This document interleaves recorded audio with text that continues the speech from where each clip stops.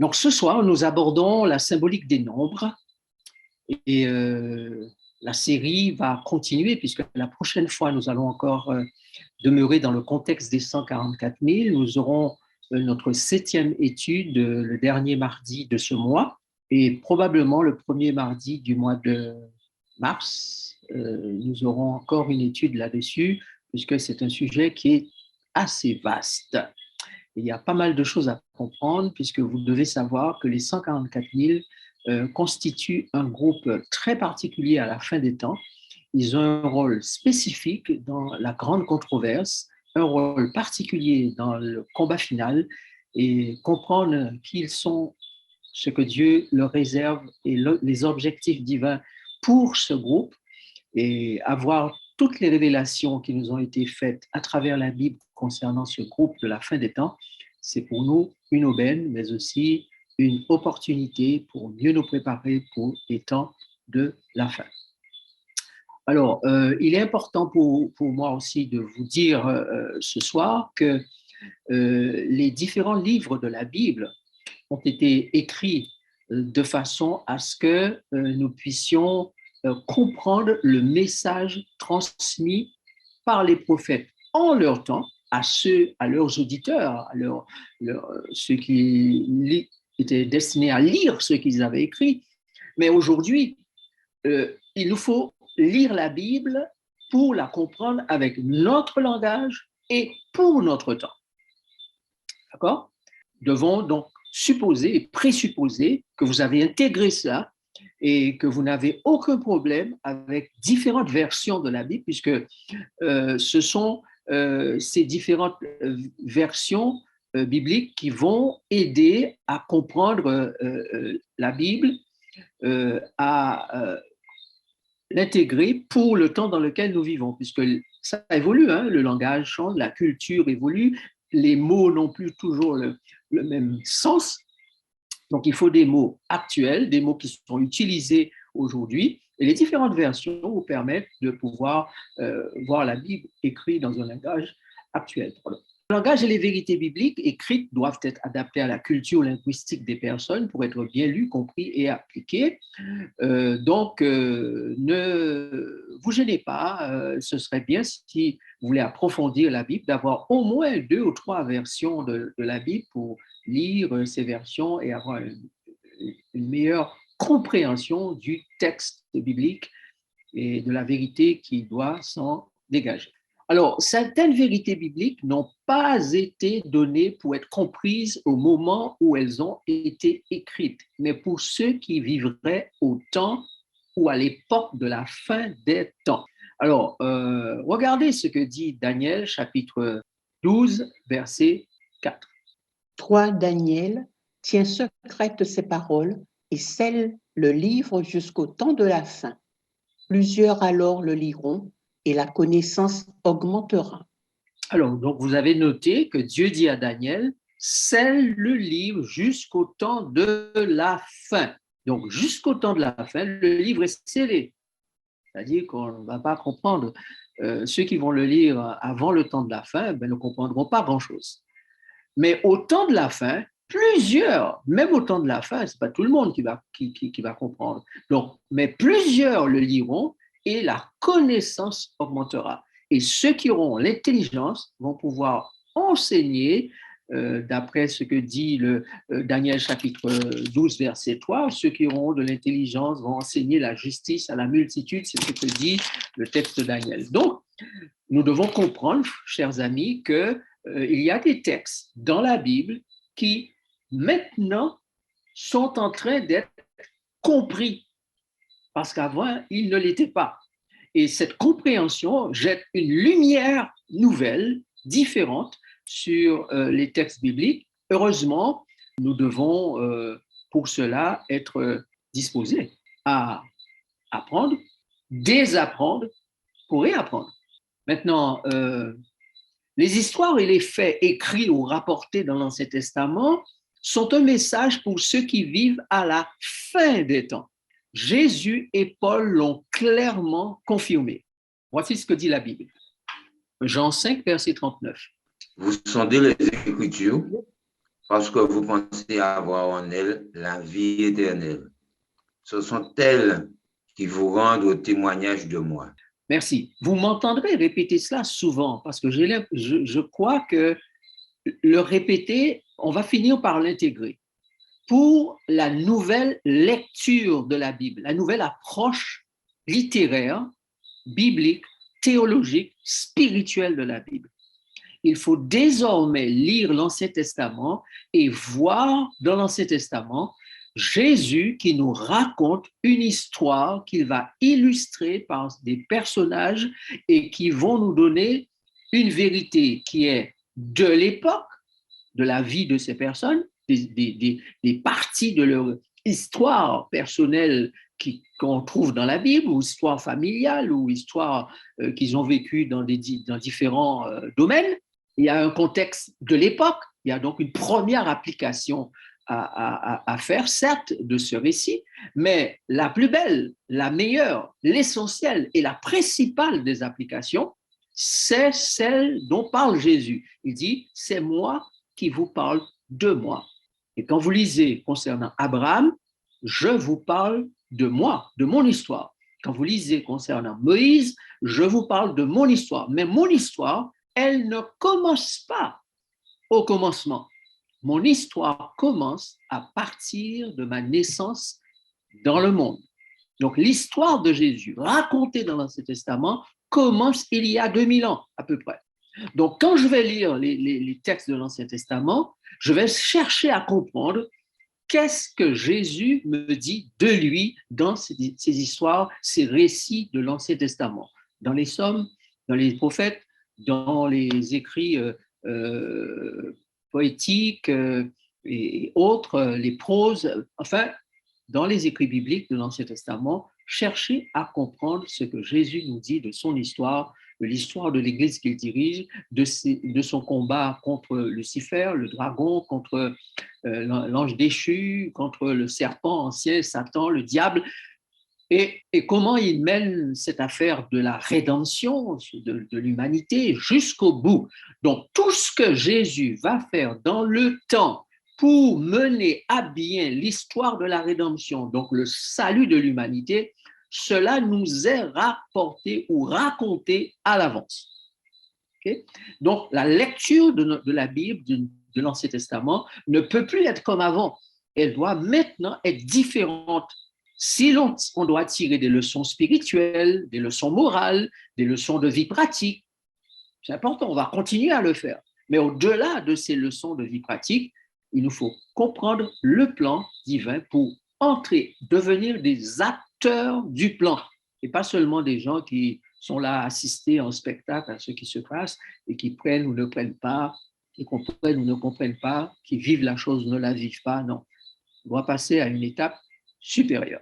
La suite de la lecture biblique. Regardez 1 Corinthiens 10, verset 11 comme un rappel. Ces choses leur sont arrivées pour servir d'exemple et elles ont été écrites pour notre instruction à nous qui sommes parvenus à la fin des temps, des siècles. Ce qui veut dire, merci, ce qui veut dire que nous devons être informés, nous devons être donc instruits, formés et nous devons être transformés. Donc, l'IFT, là, est très important. IFT, instruit ou informé, formé, transformé. Car le but de toute cette connaissance que Jésus désire nous donner le concernant, c'est bien pour que nous soyons informés, formés et transformés. Les expériences qu'il a conduites lui-même avec le peuple d'Israël sont des expériences que nous devons récupérer aujourd'hui pour être informés, formés et transformés. Ce qui arriva du temps de Noé arrivera de même au jour du Fils de l'homme. Les hommes mangeaient, buvaient, se mariaient et mariaient leurs enfants, jusqu'au jour où Noé entra dans l'arche. Le déluge vint et les fit tous périr. Ce qui arriva du temps de l'eau arrivera pareillement. Les hommes mangeaient, buvaient, achetaient, vendaient, plantaient, bâtissaient. Mais le jour où l'eau sortit de Sodome une pluie de feu et de souffle tomba du ciel, et les fit tous périr. Il en sera de même le jour où le Fils de l'homme paraîtra. Voilà, il en sera de même le jour où le Fils de l'homme paraîtra. Cette phrase que nous avons sous les yeux nous dit que les événements du passé prophétisent les événements du futur. Il y a eu le déluge, il y a eu l'expérience de l'eau, l'expérience avec Noé. Ces deux expériences, dit Jésus, vont se répéter à la fin des temps. Donc, vous voyez bien que dans le Nouveau Testament, nous trouvons deux principes fondamentaux pour la lecture aujourd'hui de la Bible. D'abord, Jésus dit, la Bible, elle parle de moi. Paul dit que ces choses ont été écrites pour notre instruction, à nous qui sommes parvenus à la fin des temps. Donc, voilà les deux grands principes pour la lecture de la Bible. Maintenant, nous ajoutons un troisième principe, c'est le principe des symboliques ou de la symbolique. C'est-à-dire que les choses que nous avons dans le passé peuvent être ou sont les symboles de choses qui vont arriver à la fin des temps. Et nous devons faire attention quand nous lisons le texte pour voir s'il n'y a pas dans le texte un message destiné à ceux qui vivent à la fin des temps. Donc ce soir, nous n'allons pas nous intéresser aux faits symboliques, aux histoires symboliques.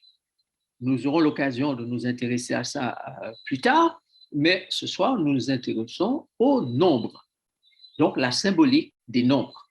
Alors, avant d'entrer dans cette symbolique des nombres, faisons un petit résumé. Qu'avons-nous jusqu'ici appris concernant les 144 000? Nous avons découvert plein de choses. Je ne sais pas si vous avez revu toutes les vidéos. J'ai vu que pas mal de personnes revoient les vidéos ou les voient parce qu'elle n'était pas présente le jour où la présentation a été faite pour la première fois. Mais il est important pour nous de pouvoir retenir un certain nombre de choses puisque nous avançons dans la connaissance que nous acquérons au sujet des 144 000 et rester au fait, rester, comment on dit, connecté, faites la mise à jour, n'est-ce pas, de façon à ne pas être largué. Alors, qu'avons-nous déjà découvert sur les 144 000 qui se situent dans les temps de la fin, dans notre ère, dans notre temps actuel? L'une des choses que nous avons découvertes, c'est que les 144 000 sont sélectionnés, choisis avant le lâcher des vents, c'est-à-dire des catastrophes en tout genre qui vont affecter la planète et qui précèdent la venue de l'agneau de Dieu. Nous lisons ça dans Apocalypse chapitre 7, versets 1 à 8 que nous avons déjà consulté.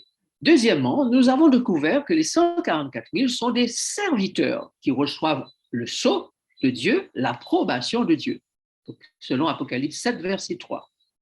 Nous avons aussi découvert qu'ils sont les seuls à faire face, à tenir debout lors de la colère de l'agneau, selon Apocalypse chapitre 6, verset 17 et Apocalypse chapitre 7, verset 1 à 3. Nous avons aussi compris qu'ils sont les seuls à avoir les harpes et à chanter, les harpes d'or, et à chanter le cantique de Moïse et de l'agneau que personne d'autre ne peut apprendre. Vous allez pouvoir lire cela dans Apocalypse 14, versets 3 et 4 et Apocalypse chapitre 15, verset 3. Nous avons aussi découvert que les 144 000 portent le nom du Père, le nom de l'agneau sur leur front. Ça veut dire que leur lobe frontal porte quelque chose, une connaissance du Père, une connaissance de l'agneau, une manière de penser du Père, une manière de penser de l'agneau. Ils ont donc l'esprit du Père, l'esprit de l'agneau, et tout cela a transformé leur lobe frontal, a rempli leur lobe frontal, parce que c'est à partir de ce lobe frontal que les individus, les personnes décident, agissent, fonctionnent. Donc, pendant toutes ces années, le Saint-Esprit a travaillé avec eux pour faire en sorte qu'ils aient leur lobe frontal rempli d'enseignements de la parole et des choix faits à partir de la parole de Dieu. Le cerveau a enregistré une manière de fonctionner qui s'apparente de plus en plus à la manière de fonctionner du Père et du Fils. Et ainsi, ces gens-là ressemblent de plus en plus dans leur façon d'être au Père et au Fils, donc l'agneau. Nous avons découvert que les 144 000 sont les vainqueurs de la bête, de son image et du nombre de son nom.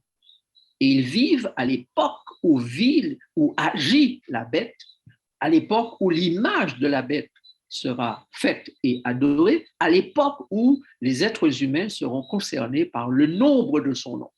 Ça, c'est l'époque où vivent les 144 000. Qu'y a-t-il encore? Les 144 000, nous avons découvert qu'ils sont vierges. Ils sont purs, ils sont véridiques, ils sont rachetés, ils sont irréprochables. Donc, le diable ne peut rien trouver en eux à reprocher. Comme Jésus disait, Satan, le diable vient et il n'a rien en moi. À la fin des temps, les 144 000 qui ressemblent à Jésus, le diable n'aura rien en eux.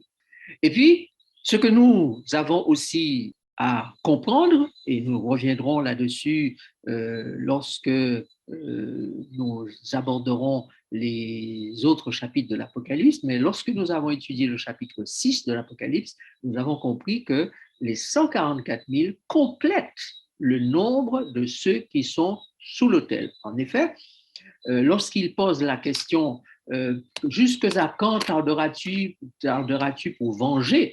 au verset 10 du chapitre 6, hein, il dit « Jusqu'à quand tardes-tu à juger, à tirer vengeance de notre sang sur les habitants de la terre ?» Donc, il s'agit des martyrs. Hein.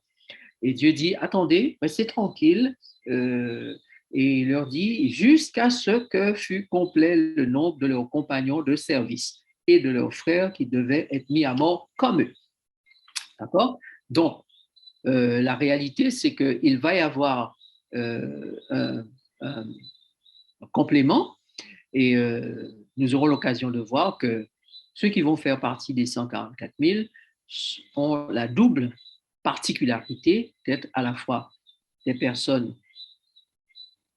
vivantes au moment où les événements de la fin se déroulent, mais des personnes mortes, mais qui ressusciteront dans la résurrection spéciale, ce que Daniel appelle dans plusieurs ressusciteront, les uns pour la vie éternelle, les autres pour la mort éternelle. C'est la petite résurrection qui aura lieu avant la grande résurrection, au moment où Jésus s'apprête à revenir. Et ceux-là, donc, vont ressusciter, d'accord? Ils vont ressusciter avec tous ceux qui verront le retour de Jésus, hein, puisque Jésus a dit à tous ceux qui ont participé à sa crucifixion qu'ils le verront revenir. Or, pour le voir revenir, il faut qu'il soit ressuscité. D'accord? Maintenant, ceux qui vont ressusciter dans la grande résurrection ne verront pas Jésus revenir. Quand ils ressusciteront, Jésus sera déjà revenu, il sera simplement en arrêt dans les airs, ils vont monter à sa rencontre, mais ils ne verront pas le grand spectacle. Par contre, il y a un certain nombre de méchants qui ont participé à la crucifixion, qui ont été très virulents envers Dieu, envers son armée, envers son Église, des généraux, des personnes qui ont été très cruels avec Jésus-Christ, en martyrisant ses enfants, en condamnant, en décapitant ses enfants. Ceux-là vont ressusciter pour le voir revenir. Ils verront qui ils ont persécuté. Et ils le verront revenir en Seigneur des Seigneurs et en Roi des Rois. Mais ceux-là, eux, ils recevront la mort éternelle. Mais le texte dit qu'il va y avoir une partie qui va avoir la vie éternelle. Donc, c'est cette partie qui héritera de la vie éternelle qui va aussi ressusciter pour voir Jésus revenir. Or, ceux qui sont vivants quand Jésus revienne s'appellent les 144 000. Donc, ils feront partie du groupe des 144 000. Et vous qui avez lu Premiers Écrits, ce que je dis ne vous étonne pas, puisque c'est écrit dans ces livres-là, Tragédie des siècles, Premiers Écrits, vous trouvez ça facilement. La question est, ce soir, en quoi la symbolique des nombres va-t-elle nous aider à mieux comprendre la nature des 144 000? Bon, étudier la symbolique des nombres, c'est une chose. L'étudier en rapport avec les 144 000, c'est une autre chose. Et c'est pour cela que nous sommes là ce soir et que nous abordons cette symbolique des nombres, que nous n'allons pas aborder en détail, puisque ce n'est pas l'étude simplement de la symbolique des nombres, mais l'étude de la symbolique des nombres en rapport avec les 144 000. Alors, on sait que la bête d'Apocalypse 13 et 17 a un nom et un nombre.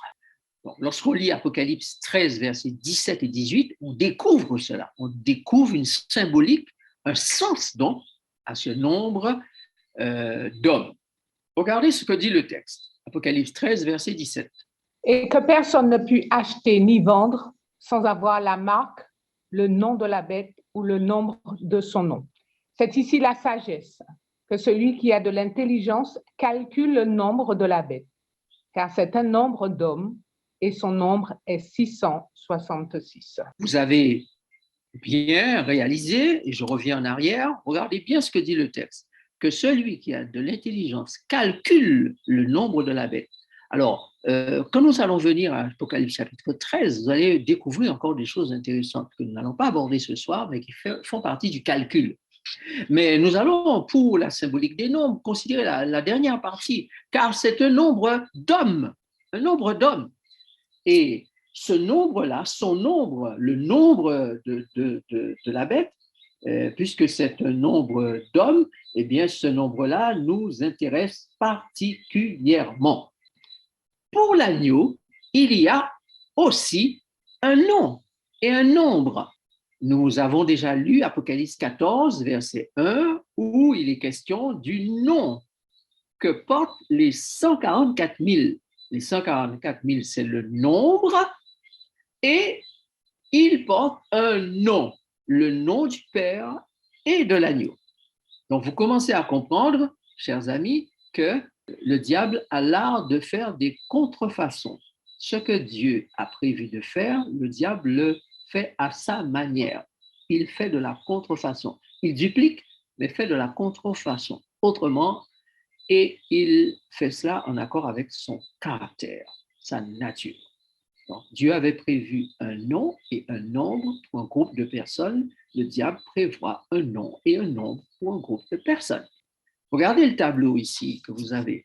L'agneau de Dieu, la bête ou le dragon. Alors, vous avez une image, un nom, un nombre, et le groupe, c'est le groupe des serviteurs. Image, caractère de l'agneau. La bête, elle aussi, fait qu'on puisse prendre l'image et le caractère de la bête. Et tous vont adorer la bête et adorer son image. Dieu a prévu de donner un nom, la bête. Le nom que Dieu a prévu, c'est le nom du Père et le nom de l'agneau que doivent porter les 144 000. Et la bête, elle, va aussi donner un nom à son groupe. Pour le nombre, il s'agit des 144 000 pour le groupe de l'agneau et de son Père. Pour la bête, il s'agit de 666. Pour l'agneau, ce sont des serviteurs marqués du sceau de Dieu. Bon, pas du sexe, hein, l'appareil a du sexe, mais c'est sceau. Souvent, ça arrive qu'en tapant, l'appareil met ce qu'il veut. Si on ne fait pas attention, bon, voilà, on va faire attention à ça. Mais c'est sceau, marqué du sceau. C'est pour ça que vous avez le O après. Bon, voilà, pas grave, on va corriger ça après. Alors, vous avez maintenant serviteur avec la marque de la bête. Donc, le sceau, c'est une marque. Les serviteurs de Dieu reçoivent un sceau, une marque, et les serviteurs de la bête reçoivent aussi un sceau, une marque. Vous voyez qu'il y a contrefaçon, il y a duplication de ce que... On ne peut pas tout à fait parler de duplication parce que ce serait exactement la même chose qui serait dupliquée, mais on parle de contrefaçon, c'est le meilleur mot pour dire cela. Et voilà que le diable fait cette contrefaçon de façon à tromper les êtres humains. Okay? Donc, les adorateurs de l'agneau ont une image de l'agneau et sont une image de l'agneau, portent son nom et son ombre et sont des serviteurs. Les adorateurs de la bête ou du dragon sont à l'image de la bête et du dragon, portent sa marque, son nom, son ombre. Donc, les êtres humains de la bête vont devenir des nombres. Les êtres humains, ceux qui appartiennent à la bête, sont appelés à devenir des nombres. Et en devenant des nombres, ils sont facilement dirigés par l'esprit du dragon. Alors, j'ouvre une petite parenthèse pour que vous compreniez bien que les choses sont déjà en marche. Vous avez entendu parler d'intelligence artificielle. Et vous avez entendu que bientôt, on sera tous fichés tous les êtres de la planète sont destinés à être fichés et à recevoir un nombre, un numéro. Et ce numéro-là, eh bien, il sera associé à 666. Ça a été clairement dit, c'est écrit sur Internet. Si vous allez faire les recherches en question, vous allez trouver ça. Parce que c'est de l'informatique. Et ce nombre-là est un nombre qui est très utilisé en informatique. 666. On a ici une révélation, c'est que pour faire en sorte que les êtres humains soient marqués, il faut que les êtres humains puissent avoir une connexion avec la machine. Donc, les êtres humains sont, selon le plan établi par le dragon, appelés à devenir des choses, des objets connectés avec un nombre, un chiffre. Donc, avant que le diable ne parvienne à marquer de son sceau les habitants de la terre, il y aura de la part de l'agneau de Dieu une campagne destinée à faire en sorte que le plus grand nombre fasse le choix de prendre la marque de l'agneau. Et c'est là qu'on aura cette grande histoire que beaucoup connaissent, qui a été déjà dit et répété. Il va falloir faire un choix d'adoration. Qui va-t-on adorer? Le dragon, la bête, son image, au jour fixé par le dragon, la bête et son image, ou va-t-on adorer l'agneau, le Père, la divinité, Dieu, avec le Christ comme étant le chef de ce groupe, un sceau qui sera donné, donc une marque de Dieu, un jour spécifique qui appartient à Dieu. Donc tous les êtres humains sur la planète Terre auront à un moment donné de l'histoire de l'humanité, et ce moment arrive devant nous, où ils vont devoir faire un choix entre l'adoration de la bête et de son image et l'adoration de l'agneau et du Père. C'est là donc que ces êtres humains vont être pressurisés, poursuivis, persécutés, mis à mort pour certains, mis en prison pour d'autres, forcés à être piqués encore pour d'autres, de façon à devenir ces personnes qui vont être des robots connectés à la grande centrale que le diable construit, cette grande tour qu'il construit, qu'il a déjà construit d'ailleurs, et qui est en essai maintenant et qui va être mise en activité, n'est-ce pas? Vous vous souvenez que les antédiluviens construisaient une tour pour arriver vers le ciel. Et à la fin des temps, le diable va construire aussi une tour, mais ce sera une tour informatisée, moderne, mais dont le but est de faire en sorte que la Terre devienne un seul village, une seule ville, où tous les êtres humains sont connectés, où tous les êtres humains sont contrôlés. Maintenant, dans l'Apocalypse, on trouve une série de nombres. Le nombre 7 pour 7 étoiles, 7 chandeliers, 7 lettres, 7 sceaux, 7 fléaux, 7 béatitudes, 7 anges, 7 trompettes, 7 têtes. Ce n'est pas un nombre anodin, le nombre 7 dans l'Apocalypse. Et les autres nombres qu'on y trouve, comme le 10, le 2, le 12, le 4, le 144 000, le 24, vieillard, 2 fois 12, tous ces nombres-là ne sont pas anodins. Tous sont un langage. Ils ont une symbolique pour que nous puissions comprendre un langage que Dieu veut nous transmettre.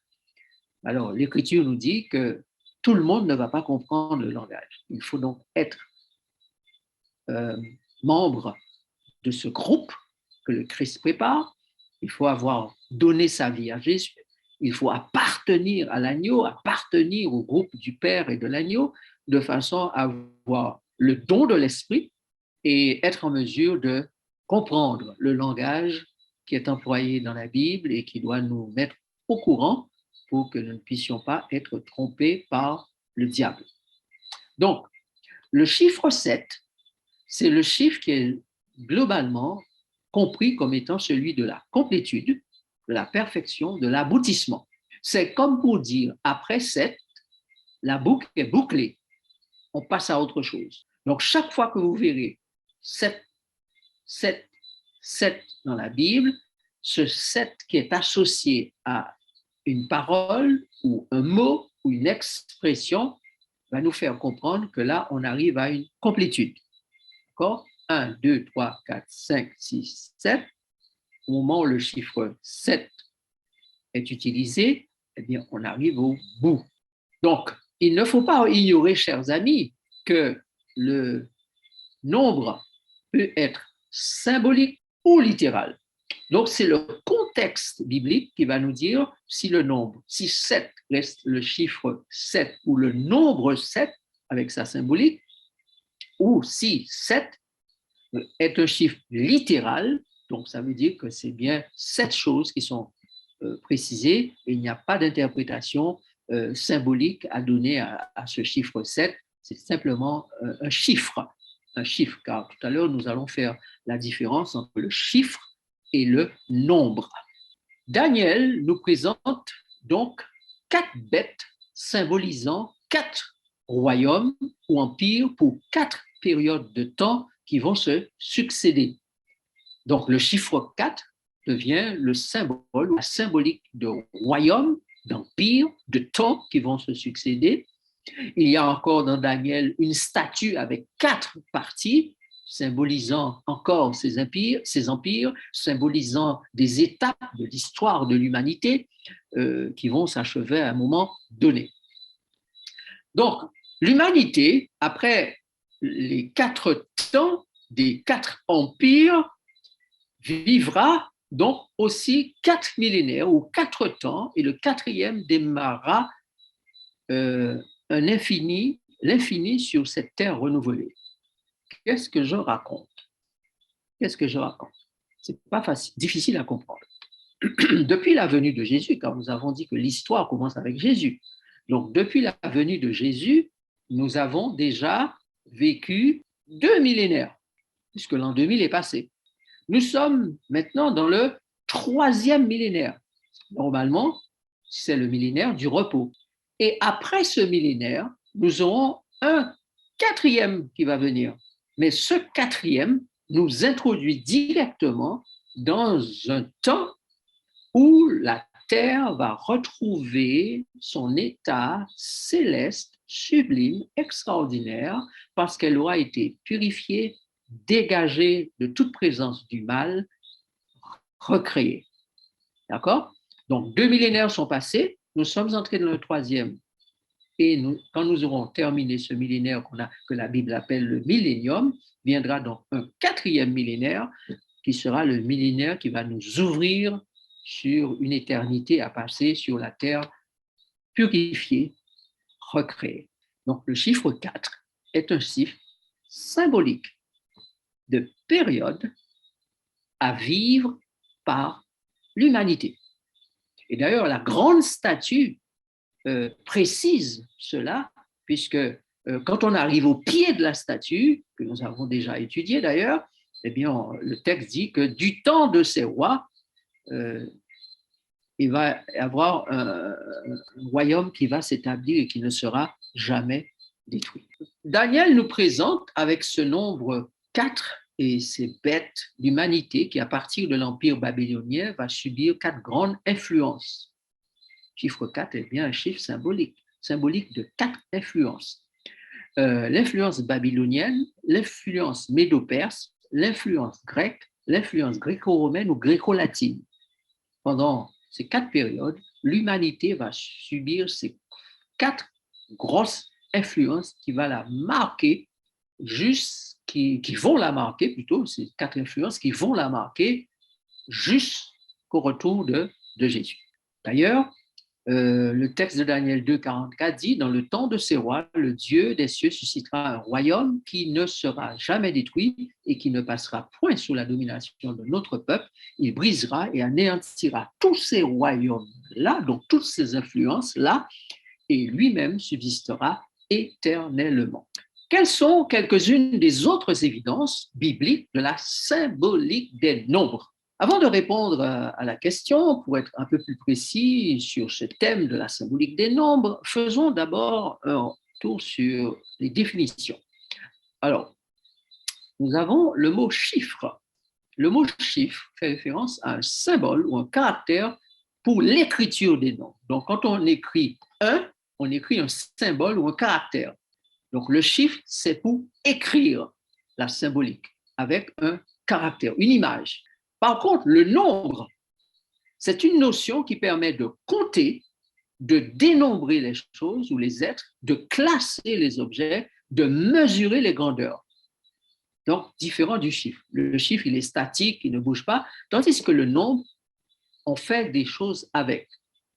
Et on va pouvoir compter, dénombrer, classer, mesurer, particulièrement les grandeurs. Donc, quand on parle de symbolique des nombres, on fait bien attention à ce qu'on dit. Et je n'ai pas dit symbolique des chiffres, mais symbolique des nombres. Ça veut dire une symbolique des nombres, c'est quelque chose qui est dynamique. D'accord? Et c'est pour ça que nous voyons le 4 comme étant la symbolique d'influence, de périodes qui bougent, qui vont être changées au fil des temps et nous emmener vers quelque chose de grandiose, extraordinaire. Voilà.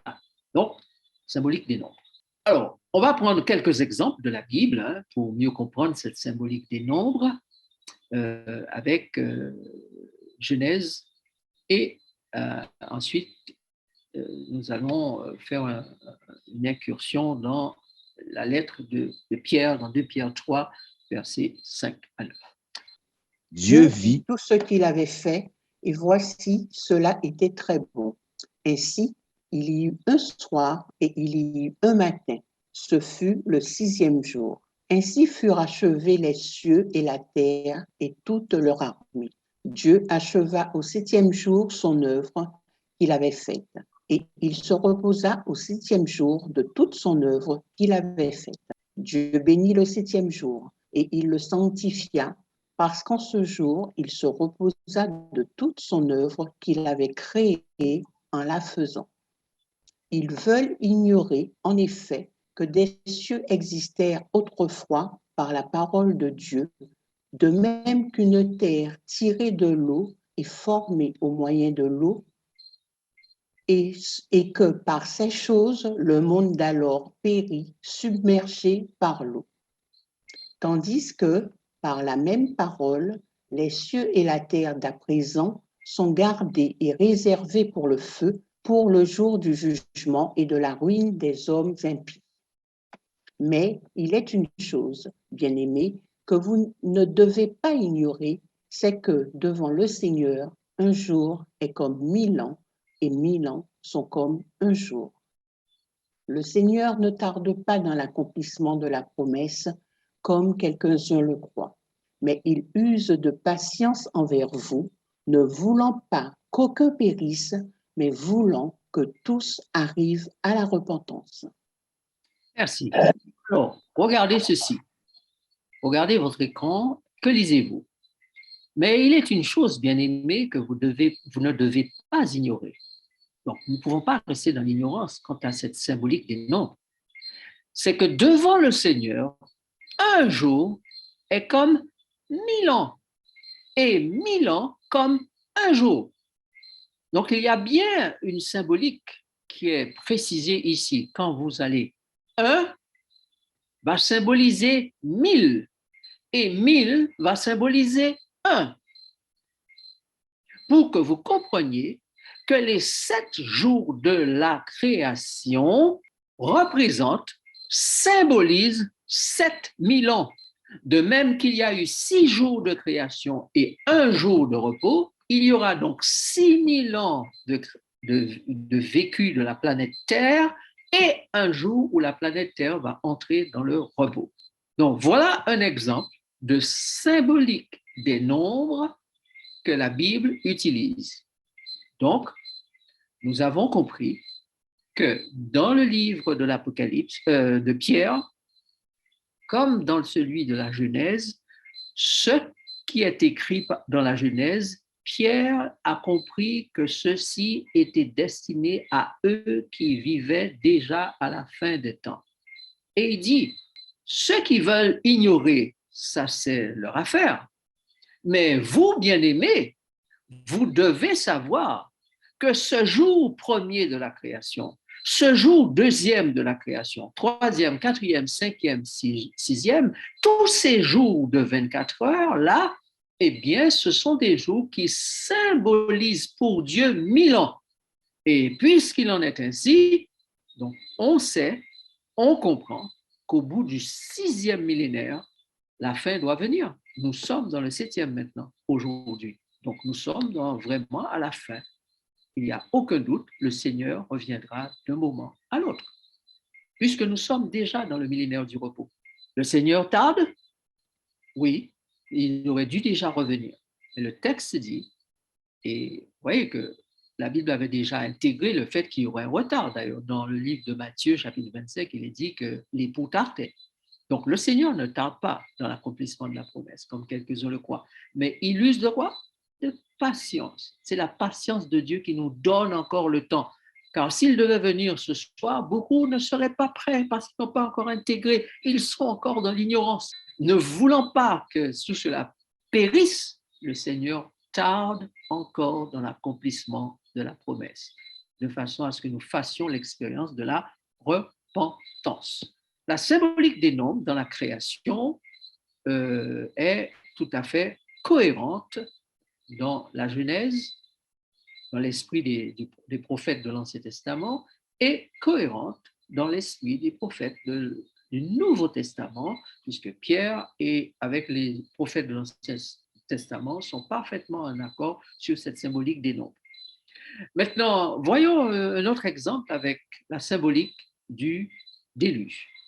Car c'est encore 7 jours, et je ferai pleuvoir sur la terre 40 jours et 40 nuits, et j'exterminerai de la face de la terre tous les êtres que j'ai faits. 7 jours après, les eaux du déluge furent sur la terre. Le déluge fut 40 jours sur la terre, les eaux coururent et soulevèrent l'arche, et elle s'éleva au-dessus de la terre. Les eaux se retirèrent de dessus de la terre, s'en allant et s'éloignant, et les eaux diminuèrent au bout de 100 jours, au bout de 150 jours. Voilà, merci. 150 jours. Donc, retenez ces chiffres 40 et 150. Maintenant, avant de donner quelques explications concernant ces 40 et 150, il y a quelque chose que vous devez intégrer quand on parle de la symbolique des nombres.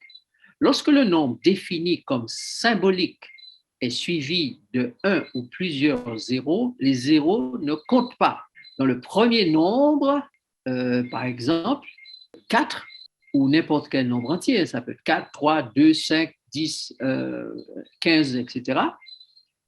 Ce chiffre-là, le premier chiffre, pourra signifier, désigner, selon le contexte, être la symbolique d'une unité de temps, 40, 400, 4000. Donc, on peut dire 4 pour 40, 4 pour 400, 4 pour 4000. De même qu'on dit 1 pour 1000, d'accord? Et lorsque vous étudiez largement la symbolique des nombres dans la Bible, vous allez voir que souvent, plus un chiffre va signifier 40, un chiffre peut signifier 400, un chiffre peut signifier 4000, ou quand il s'agit du chiffre 4, on peut prendre le 2, 2 peut signifier 20, 200, 2000. OK? Comme 1, 10, 100, 1000. Si donc le déluge est arrivé après 7 jours, nous pouvons comprendre et déduire que là, on nous parle de 7 périodes, donc 7000 ans de péché de la terre, ou 6000 ans de péché, et le 7e, le repos. Puis la terre sera nettoyée par le feu, nettoyée, purifiée. Donc l'unité de temps, c'est 7, pas 7000, mais ce chiffre, plutôt ce nombre 7, va symboliser 7000, ou encore 7 périodes de 1000 ans. Donc, 7000 ans. Comprendre la symbolique nous aide à donner du sens au texte, du sens à la prophétie. Mais il est une chose bien aimée que vous ne devez pas ignorer, c'est que devant le Seigneur, un jour est comme 1000 ans et 1000 ans comme un jour. Donc, quand je vais lire dans la Bible des nombres faisant référence au temps dans la Bible, il faudra que je fasse attention à la symbolique de ces nombres pour savoir que représente le nombre, quel symbole, ou plutôt quel sens symbolique le nombre possède de façon à comprendre le message. Par exemple, lorsque nous avons étudié Daniel, le principe prophétique, il était dit, je te donne voilà, telle période pour tant de temps qui va représenter, voilà, tu vas te coucher sur le côté un certain nombre de jours et ça va représenter le temps que les enfants d'Israël vont passer en esclavage, par exemple. D'accord? Donc, mais nous reviendrons sur ce principe, cette symbolique du temps ou des nombres dans la Bible. C'est très intéressant de pouvoir comprendre tout ça. Pour donner encore un exemple par rapport au déluge, eh bien, Noé avait 600 ans au moment où le déluge s'apprête à arriver. Vous avez là le chiffre 6. Donc, le 6 indique que c'est dans le courant du 6e millénaire que l'Évangile va retrouver un élan. De même que Noé a reçu un élan de la part de l'Esprit pour prêcher pendant 120 ans à la population que le déluge allait arriver, au 6e millénaire, c'est-à-dire le millénaire qui vient de s'achever, n'est-ce pas? Vous avez eu, à partir, dans le 6e millénaire, il y a eu des choses extraordinaires qui se sont passées par rapport à l'évangélisation, hein. L'histoire le confirme. Depuis les années 1830, les sociétés bibliques se sont fondées, la Bible a été distribuée comme elle n'avait jamais été distribuée, des campagnes d'évangélisation ont été menées dans de nombreux pays. Jamais l'Évangile n'avait eu un tel écho, un tel élan, une telle dynamique dans le monde. Entre les années 200 après Jésus-Christ et les années 1800 après Jésus-Christ, eh bien, c'était les ténèbres, c'était l'erreur, c'était la confusion totale. Mais Dieu avait déjà prophétisé qu'à partir de que durant ce 6e millénaire, n'est-ce pas, Noé avait déjà ses 600 ans, donc durant ce 6e millénaire, eh bien, il y aurait une action spécifique qui serait menée. Son esprit permettrait à beaucoup de gens d'entendre le message de l'Évangile. Et ça va encore se préciser, tandis que nous approcherons du retour de Jésus, car Jésus dit l'Évangile sera prêché dans le monde entier pour servir de témoignage à toutes les nations, alors viendra la fin. Donc, dans le courant du 6e millénaire, Dieu a envoyé de nombreux messagers. Martin Luther, Zwingli, Jérôme, les grands réformateurs qui sont venus avec tous ceux qu'on ne nomme pas, mais qui ont été partie intégrante de ce grand mouvement de la réforme. Et puis, il y a eu le grand réveil spirituel, où encore là, encore dans le monde entier, des hommes, des femmes se sont levés, des enfants, pour prêcher l'Évangile. Et donc, les messagers ont parcouru le monde, comme Noé s'était mis à prêcher pour annoncer que le déluge arrivait. Donc, l'annonce du retour de Jésus a mobilisé en 1844 des quantités de gens. Malheureusement, Jésus n'est pas revenu cette date-là parce qu'il s'agissait il s'agissait de la première phase de son second retour, n'est-ce pas, l'avancée vers l'ancien des jours, n'est-ce pas, et ils n'avaient pas compris ça malheureusement, mais ils ont prêché le retour de Jésus et beaucoup de gens ont entendu cette histoire racontée par Noé et beaucoup se sont préparés au déluge. Ils sont morts, il n'en est resté que 8 qui sont entrés dans l'arche, mais si vous lisez l'esprit de prophétie, beaucoup se sont préparés. Donc, des messages spécifiques, des visions, des songes ont été donnés et seront encore donnés aux messagers par l'esprit. Donc, chaque personne ici, j'ai mis l'expression au messager au singulier pour que vous compreniez que l'Esprit de Dieu, certes, l'Esprit de Dieu veut utiliser chaque personne pour être un messager rempli de l'Esprit, un serviteur rempli de l'Esprit pour mener cette campagne finale pour que l'Évangile soit prêché au monde entier, serve de témoignage et que la fin vienne. Comme l'arche est secourue après 40 jours, ainsi après 4000 ans, donc le chiffre 4 qui peut signifier 40, 400 ou 4000, là, ce chiffre 4 va symboliser qu'après 4000 ans, depuis l'entrée du péché dans le monde, Jésus va venir pour secourir l'humanité. Mais vous avez noté qu'il était question il a fallu attendre 150 ans, 150 jours, pardon, au moment du déluge, pour que la terre soit sèche et que les gens sortent finalement de là. De même, c'est après 1500 ans que l'Évangile retrouve ses lettres de noblesse avec la venue des réformateurs. Luther et les autres sont venus au XVe siècle. Ils ont découvert la justification par la foi. Et ils ont commencé à redonner à la Bible sa place. Luther a écrit la Bible dans la langue du peuple pour que le peuple puisse connaître le message de la justification par la foi, du salut par grâce. Vous voyez que les chiffres symboliques du déluge ou les chiffres littéraux du déluge sont des chiffres symboliques de ce qui va arriver dans la suite des temps, puisque le texte dit que ces choses qui leur sont arrivées pour nous servir d'exemple et pour nous instruire, nous qui vivons à la fin des siècles. Donc, les événements littéraux qui ont eu lieu dans le passé avec des jours littéraux vont maintenant se passer dans notre temps comme avec un sens très évangélique, très spirituel, un sens, mais les petits nombres littéraux vont laisser la place à leur contrepartie symbolique en des grands nombres. Donc, 4 va devenir 4000. 15 ou 150 va devenir 1500.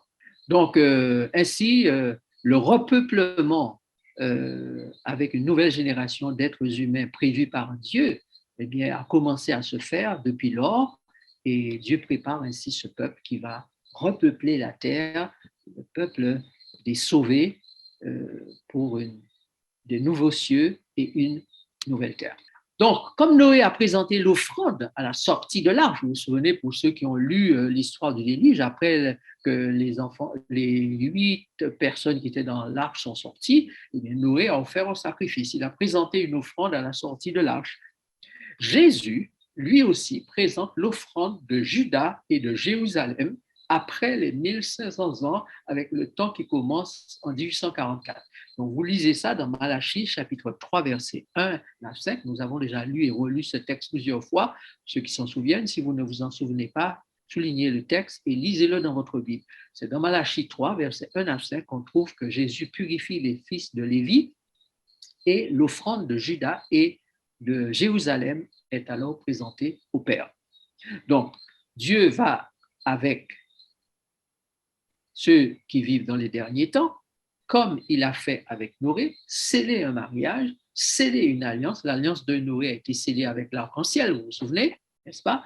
Dieu va sceller encore l'alliance à nouveau avec ceux qui vont vivre à la fin des temps, cette fois par un mariage, appelé le mariage de l'agneau, pour garantir le devenir éternel de la nouvelle race humaine. Alors l'offrande de Juda et de Jérusalem sera agréable à l'Éternel comme aux anciens jours, comme aux années d'autrefois. Je vous ai mis juste un verset de Malachie chapitre 3, verset 4, mais lisez le contexte. Vous allez voir que c'est au moment où Jésus entre dans le lieu très saint, c'est au moment où il s'avance vers l'ancien des jours, c'est au moment où il se présente en tant que Seigneur, Fils de l'homme. Maintenant, Jacob a servi pendant 14 ans. Et puis il retrouve la liberté, il quitte Laban, il quitte la demeure, la terre de Laban. Et au bout de 14 ans, Joseph va naître, Benjamin va naître. Les 2 derniers fils qui viennent sceller cette liberté, accomplir la promesse faite, accompagnée certes de douleur, mais aussi de félicité. Notez, chers amis, soulignez, vous allez lire ça dans votre Bible, c'est très important de comprendre, et quand on lit les chiffres, ça a du sens. Rachel, vérifiez, hein, allez chercher ça dans votre Bible, hein. Rachel a eu Joseph quand Léa a eu son 7e fils, puis Benjamin. Ce n'est pas anodin. Les choses qui leur sont arrivées sont pour notre instruction à nous qui sommes parvenus à la fin des temps. Donc, quand nous allons reparler de la symbolique des nombres, nous allons revenir là-dessus, d'accord, dans le futur. Eh bien, pourquoi est-ce que Rachel a supplié d'avoir des enfants, mais elle n'a jamais pu avoir d'enfants? Elle les a eus par le miracle, par l'entremise de l'intervention divine, 7 ans après le premier fils de Jacob, né de Léa. Rachel est la femme légitime. Léa est la concubine ou la deuxième femme. Les fils de la promesse ne naissent jamais de concubine. Elles naissent de la femme légitime.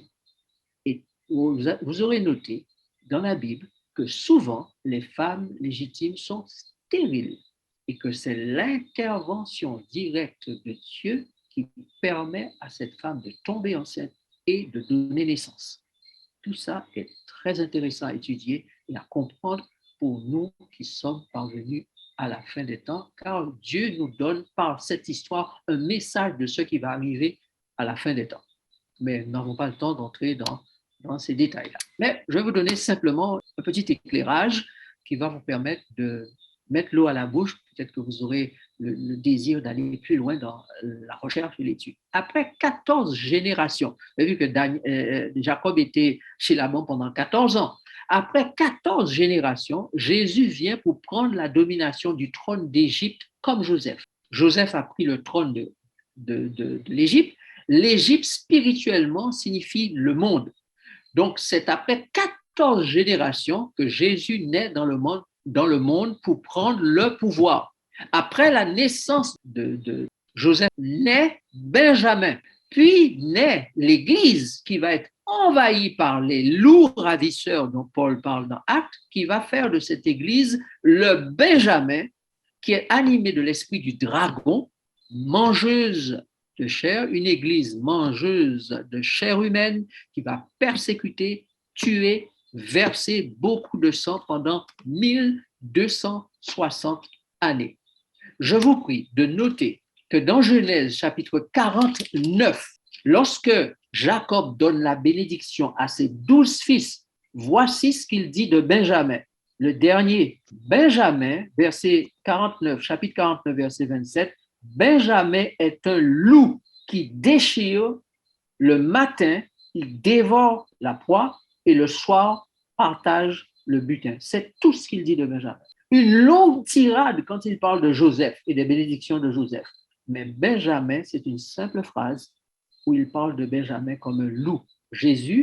Joseph, c'est le symbole de Jésus. Benjamin, c'est le symbole de l'Église qui va être un instrument de persécution, de tuerie, de versement de beaucoup de sang du peuple de Dieu, de l'Église du Christ. Benjamin va tuer beaucoup de ses frères. Et vous avez cette fameuse histoire de la femme coupée en morceaux et envoyée dans les différentes tribus d'Israël. Lisez cette histoire et vous allez apprendre davantage sur la tribu de Benjamin. On poursuit. Maintenant, quand nous apprenons globalement cette symbolique des noms, et là nous sommes à la fin de notre présentation. Numéro 1, un temps pour chaque chose et chaque chose en leur temps. Et Dieu qui a tout calculé à l'avance nous a donné cette symbolique des nombres, nous a donné les prophéties pour que nous puissions voir à l'avance les choses qui s'accomplissent dans le temps.